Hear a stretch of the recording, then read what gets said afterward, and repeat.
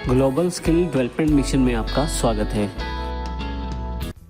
Windows 10 में एक नया और इम्पोर्टेंट फीचर जो ऐड हुआ है उसका नाम है माइक्रोसॉफ्ट एज।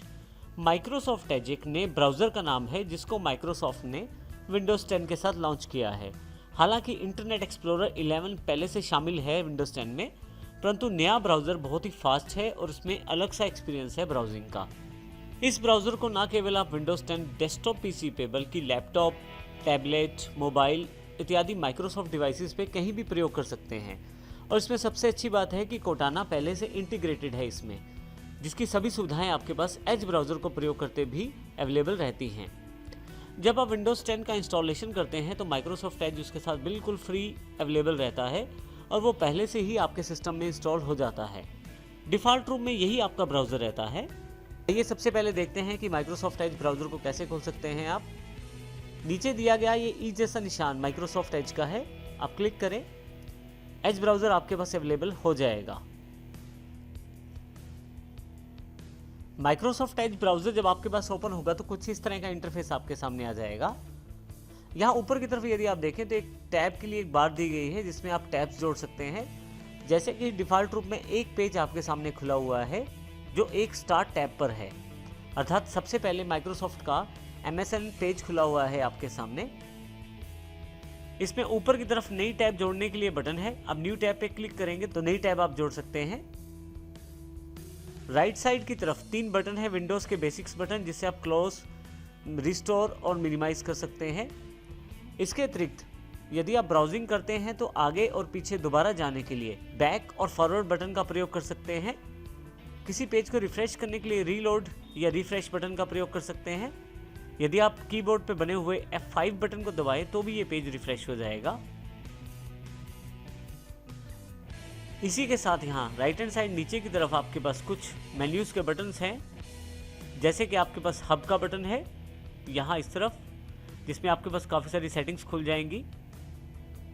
नोट्स के लिए एडिटिंग का बटन है, शेयर करने के लिए ऑप्शन है आपके पास, और एक मेन्यू के रूप में मोर एक्शंस का बटन है, जिस पे यदि आप क्लिक करें तो अलग अलग तरह के ऑप्शंस आपके पास अवेलेबल हो जाएंगे। अब यहाँ ध्यान से देखें तो ऊपर कहीं भी एड्रेस बार नहीं है, जो बाकी ब्राउज़र्स या इंटरनेट एक्सप्लोरर का एक मेन पार्ट होता है, जिसमें आप वेबसाइट का एड्रेस लिख सकते हैं।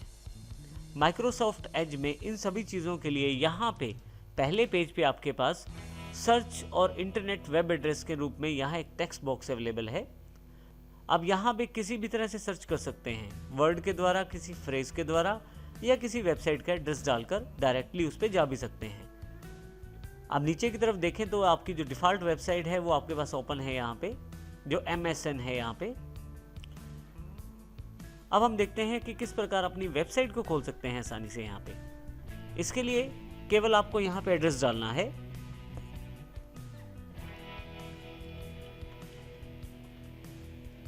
जैसे ही एड्रेस डालते हैं आपके पास देखें नीचे सर्च ऑप्शंस अवेलेबल हो जाएंगे।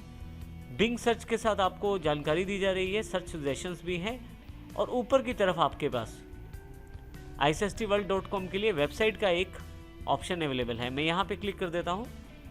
जैसे ही आप इसे क्लिक करते हैं आपके पास isstworld.com वेबसाइट खुल जाएगा। यहाँ मैं अपनी वेबसाइट को आसानी से सर्व कर सकता हूँ। यदि आपको एक से अधिक वेबसाइट्स खोलनी है तो वो भी आप आसानी से खोल सकते हैं। इसके लिए आप न्यू टैब के बटन पे, जो कि ये प्लस वाला बटन है, क्लिक करें। आपके पास फिर से वही एक टेक्स्ट बॉक्स अवेलेबल हो जाएगा। यहाँ पे आप टाइप कर सकते हैं नई वेबसाइट का एड्रेस। जैसे यहाँ से मैं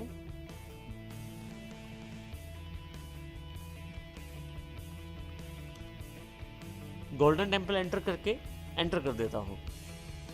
आप देखेंगे कि यदि आपके पास एग्जैक्ट वेबसाइट का एड्रेस नहीं है तो बिंग सर्च इंजन आपके पास काफ़ी सारे सर्च सजेशंस आपको दे देगा। अब यहाँ से नीचे से जैसा भी वेबसाइट या जैसा भी लिंक चाहते हैं उस पर आप क्लिक कर सकते हैं। जैसे कि यहाँ पे मैं विकिपीडिया का हरमंदर साहब वाला लिंक क्लिक कर लेता हूँ। देखिए मेरे पास विकिपीडिया ओपन हो गई है। इस तरह से आप आसानी से एक नई टैब के रूप में एक नया पेज खोल सकते हैं, और इसके लिए केवल आपको प्लस पे क्लिक करना है। इसके अतिरिक्त यदि आप चाहें तो इस पेज को आप पिछले पेज से अलग भी कर सकते हैं। इसके लिए आप टाइटल वाली साइड पे क्लिक करके रखें और खींचते हुए बाहर ले आएं। आप देखेंगे कि दोनों वेबसाइट्स अलग अलग पेज पे खुल गई हैं। जैसे कि मेरे पास पिछली वाली issstworld.com जो वेबसाइट है वो अलग पेज पे है।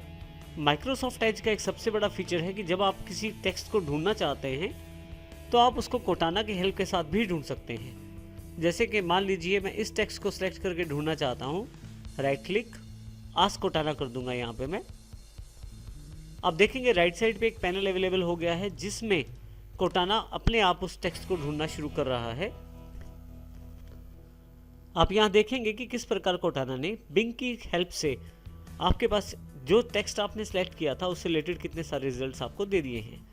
तो इस प्रकार आप आसानी से कोटाना का प्रयोग एज का प्रयोग करते समय भी कर सकते हैं।